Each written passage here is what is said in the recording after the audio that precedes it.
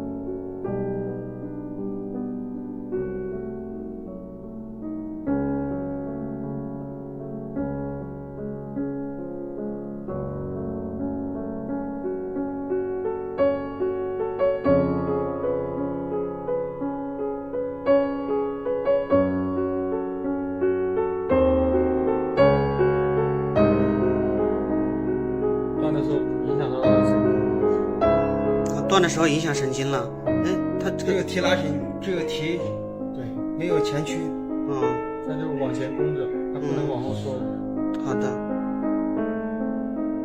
它这个做了也很难恢复。也很难恢复。就是因为它这里不是断了吗？这个髂骨断了，断了的话就打过来把它接起来。但是这个地方离它的髂骨神经还有坐骨神经都很近，它就会影响到它。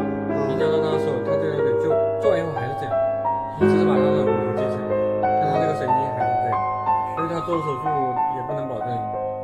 我知道，但是他现在就是说拉屎拉尿的话，也会受到影响。他现在好像没影响哎。对，因为他拉屎拉尿他都会叫一下，叫我，然后叫我之后把他抱到厕所，他就会拉。他这种就受控的哈。那就可以。对。能大小便那就对他来说至少生活质量不会影响太大。3条腿也能活。但是就是我说的，因为我们刚好做了一个这样的。